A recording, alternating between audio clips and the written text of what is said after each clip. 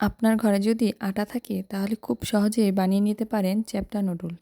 Noodles তো আমরা অনেকেই বাজার থেকে কিনে খাই, কিন্তু সেই নুডলস আপনি ঘরোয়া পদ্ধতিতে যদি বাসায় বানিয়ে নিতে পারেন তাহলে কেমন হয়। তাই তো আমি আজকে দেখাবো ঘরোয়া পদ্ধতিতে খুব সহজেই কিভাবে আপনারা চ্যাপ্টা নুডলস রেডি করতে পারেন।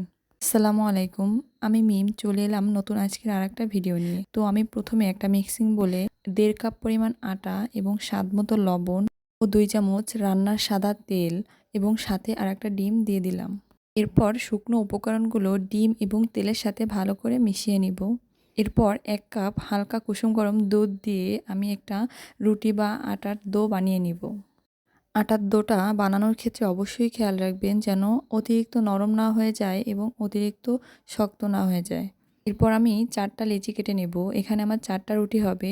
তো প্রথমে আমি রুটিটাকে একটু গোল শেপ দিয়ে রুটিটা বেলে নিব।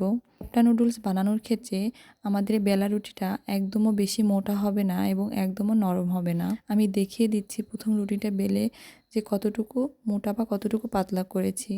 যে আমার একটা রুটি অলরেডি বানানো শেষ। তারপর হচ্ছে রুটির উপরে এবং নিচে ভালো করে আটা বা গড়ি মেখে নেব। কারণ হচ্ছে আমি যখন এটাকে ছুরি দিয়ে কাটবো তখন রুটিটা লেগে যাওয়ার আর ভয় থাকবে না। এই যে আমি যেভাবে ঠিক করছি আপনারাও এভাবেই করে নেবেন। রুটিটার উপরে এবং নিচে ভালো করে একটু আটা বা গড়ি মেখে তারপর হচ্ছে গোল গোল পেঁচিয়ে একটা শেপ দিয়ে নেবেন। তারপর হচ্ছে ছুরি দিয়ে আপনাদের পছন্দ মতো কেটে নেবেন। যেহেতু আমি চ্যাপ্টা নুডলস করতেছি এই কারণে আমি একটু চ্যাপ্টা চ্যাপ্টা করে কেটে নিচ্ছি। এখানে আপনারা আপনাদের পছন্দ মতো শেপ দিয়ে নেবেন। এরপর যে লেচিগুলো কেটে রেখেছেন ওইগুলো আপনারা আস্তে আস্তে একটু খুলে নেবেন। যদিও একটু সময় নেবেন, সময় নিয়ে খুললে ছিঁড়ে যাওয়ার ভয়টা থাকবে না। এই যে আমি যেভাবে করে নিচ্ছি আপনি সেভাবেই আস্তে আস্তে করে এটা খুলে নেবেন, তাহলে অনেক সুন্দর হবে এবং ছিঁড়ে যাবে না। চ্যাপ্টা নুডলসের ক্ষেত্রে আমরা বাজার থেকে যেটা কিনে নিয়ে আসি তার থেকে দ্বিগুণ স্বাদ এটায়। আপনি অবশ্যই বাসায় ট্রাই করবেন এই ভিডিও দেখে, এবং ভালো লাগলে অবশ্যই আমার ভিডিওতে একটি লাইক দিবেন এবং আমার চ্যানেলটি সাবস্ক্রাইব করবেন।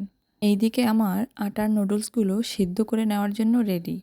এখন আমি চলে যাব চুলার কাছে। চুলার একটা হাঁড়িতে আমি পানি দিয়ে পর্যাপ্ত পরিমাণের, অবশ্যই এটা বৃষ্টির পানি হতে হবে, তার ভিতরে দিয়ে দিচ্ছি রান্নার সাদা তেল। তেলটা দিলে হয় কি নুডলসটা একটার সাথে একটা লেগে যাওয়ার ভয়টা থাকে না। তারপর পানিটা যখন ফুটে উঠছে তখন হচ্ছে আমি নুডলসগুলো দিয়ে দেব, দিয়ে কিছুক্ষণ ঢেকে রাখবো। আর অবশ্যই এখানে বৃষ্টির পানি এবং একটু বেশি পানি দেওয়ার চেষ্টা করবেন। তাতে হবে কি আপনার নুডলসগুলো পারফেক্টলি সিদ্ধ হবে এবং একটার সাথে একটা লেগে যাওয়ার ভয়টা থাকবে না। যেমন এই দেখেন একটু বেশি পানি দেওয়ায় আমার নুডলসগুলো কতটা ঝরঝরে হয়েছে। এরপর নুডলসগুলো একটা ছাঁকনিতে ঢেলে নিয়ে পরিষ্কার ঠান্ডা পানি দিয়ে ভালো করে ধুয়ে নিব। আপনার ধুয়ে নেওয়ার উপর নির্ভর করে আপনার নুডলসটা কতটা ঝরঝরে হবে, আর ঝরঝরে নুডলস কেই না পছন্দ করে। তো আমার এই যে ধুয়ে নেওয়া শেষ প্রায়। এদিকে নুডলসটার পানি ঝরতে দিয়ে আমি রেডি করে নিব চ্যাপ্টা নুডলস রান্নার জন্য আমার কী কী লাগছে। তো আমি এখানে প্রথমে নিয়েছি ধনেপাতা কুচি, গাজর কুচি, কাঁচামরিচ কুচি এবং পেঁয়াজ কুচি, এবং সেই সাথে নিয়েছি মুরগির মাংস, এবং সাথে নিয়েছি 2টো ডিম। আর মুরগির মাংসগুলো অবশ্যই ছোট ছোট করে কুচি করে নেবেন। চ্যাপ্টা নুডলস বানানোর ক্ষেত্রে আমি ঘরে থাকে এমন সকল উপকরণ দিয়ে হচ্ছে নুডলসটা করে দেখাবো। আমরা অনেকে দেখবেন একটা ভিডিও দেখে যখন রান্না করতে যায় ভিডিওটা দেখার পর আর রান্না করতে ইচ্ছা করে না, কারণ হচ্ছে এত পরিমাণের মশলা এবং এত রকমের আইটেম ইউজ করে যার কারণে আমাদের রান্নার মন মানসিকতাটাই নষ্ট হয়ে যায়। তো আর কথা না বাড়িয়ে চলে যাব চুলার কাছে। চুলায় একটা প্যান বসিয়ে একটু গরম করে নিয়েছি, তার ভিতরে দিয়ে দিব রান্নার সাদা তেল। এরপর দিয়ে দিব আগে থেকে কুচি করে রাখা মুরগির মাংস। এটাকে আমি হালকা একটু ভেজে নিব, যদিও এটা পরে রান্না করা হবে, এই জন্য আমি অল্প করে ভেজে নিব।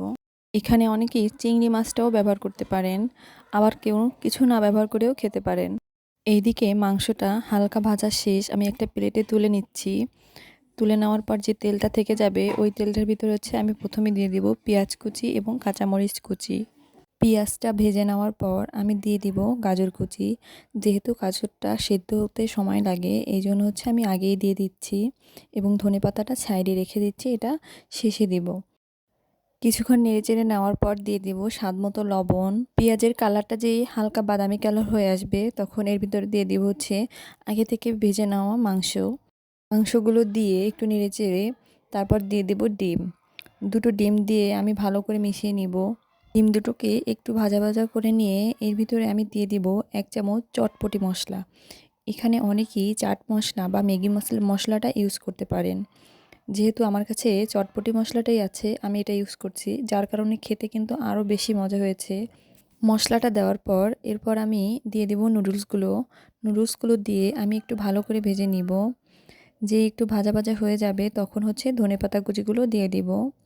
রান্নার তোলার কিছুক্ষণ আগে হচ্ছে ধনেপাতাটা দিয়ে দিবেন। দেওয়ার পর হচ্ছে এপিট-ওপিট করে ভালো করে একটু নেড়েচেড়ে মিশিয়ে দিবেন। যখন দেখবেন যে সুন্দর একটা ফ্লেভার আসছে তখন হচ্ছে আপনি বুঝবেন আপনার রান্নাটা শেষ। তারপর একটা প্লেটে তুলে নিয়ে আমি পরিবেশন করে দেখাচ্ছি আপনাদের। খাবারটা দেখতে কত লোভনীয় হয়েছে এবং এটা খেতে অনেক মজা। আপনারা অবশ্যই বাসায় ট্রাই করে দেখবেন।